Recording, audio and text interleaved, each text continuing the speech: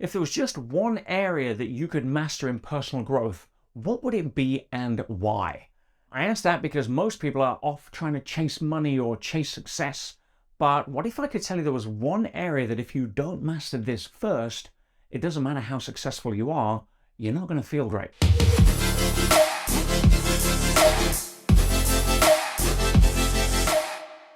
My name is Peter Sage, and after 3 decades of studying personal growth and human behavior, I've come to the conclusion that there is one area, one skill, that if you don't master, nothing else happens. And we're bombarded these days with, learning how to do goal setting or time management or speed reading or other aspects of personal growth that we think are going to help us become more successful. But at the end of the day, everything that we are chasing leads to a feeling, leads to an emotion. So if you don't know how to master your emotions on a daily basis, I don't care how much money you make. You could be a billionaire, and I've had billionaires come to me for coaching because they didn't know how to process the grieving after effects of losing their brother. I've had people come to me who are, by all accounts, the most successful people in their field on earth, with resumes that run into 100 pages, that feel depressed because they don't think they're good enough. Now, so if you don't know how to deal with your emotions, it's because you haven't prioritized understanding that the quality of your life is expressed in your consistent emotional states. Now, there's a big difference here between where do you live and where do you visit. As human beings, we are designed to feel the entire range of emotions. I wanted to be able to grieve at my mother's funeral, but some people get trapped there for years, as opposed to allowing negative emotions when they arise to run their course, process, leave the body, and then allow you to move forward on an empowering destination rather than drag the ball and chain of your mismanaged imagination linked to past significant emotional events around with you, preventing you from living the life you were born to live. So when we think about it, what are emotions? And where do they come from? Who creates them? Well, emotions are the after effects of thoughts. I'll say that again. Emotions are the biochemistry that allows you to feel certain feelings based upon thoughts you've been thinking. Give you an example. Let's say you are driving down the freeway and you've not really been keeping an eye on your speed. You're listening to your favorite song. You think you're doing okay. And all of a sudden there's a blue light and a police car behind you. What happens to your emotional state at that point? Yes, your blood pressure goes up, your cortisol rises, your heartbeat increases, and then all of a sudden you realize the police car overtakes you and he's chasing somebody else. What happens? Now again, the blue light didn't create the emotions. Your perception of what you made that blue light mean in that scenario, both before and after, is what created those thoughts that then created a cascade of biochemistry in the body that we feel as an emotion.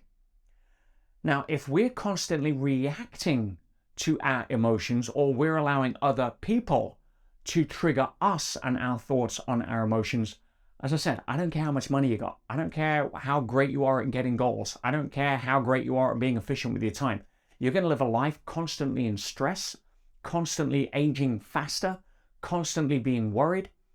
Because if you are programming yourself through fear because you don't know how to calm yourself, you're setting yourself up for a lifetime of frustration. Again, where do you live? Where do you visit? We all fall off the horse as human beings.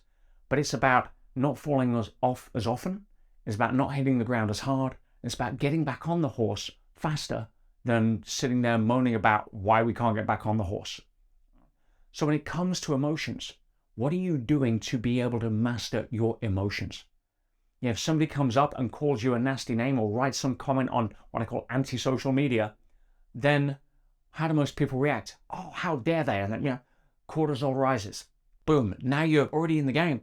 Your anger, your frustration, your negative emotions are now running you rather than you running them. What would it be like to be a master of your emotions? Someone comes up and calls you a nasty name, and you look at them, and instead of getting triggered, you see how frustrated this person must be in their own life to be projecting their fears, insecurities, and anger and frustration onto other people they don't even know for whatever reason.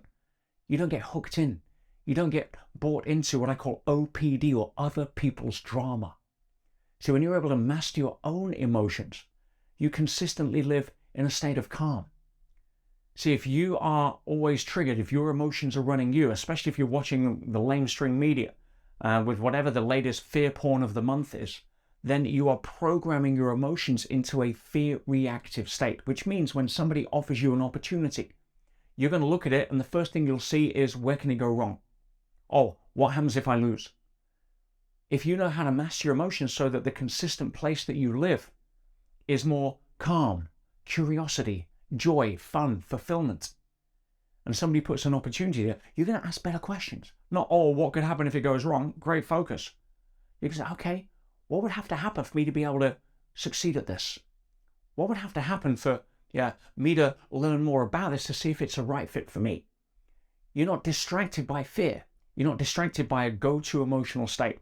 And when we're under stress, if you want to know where your go-to emotional state is, just look at what happens when you get triggered.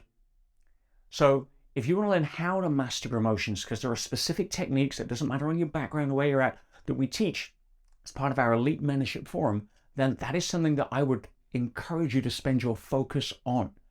Go master your emotions and you'll discover there is a huge difference between a life-chasing success and a life-chasing fulfillment. And you don't want to be on the wrong side of that equation.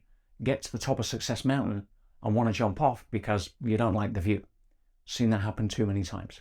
So yeah, we teach an entire module on being able to master your own emotions rather than master you. If you'd like to know more about that, click the link below and come and join thousands of our students in the Elite Mentorship Forum, where you can become a master of your own emotions and so much more.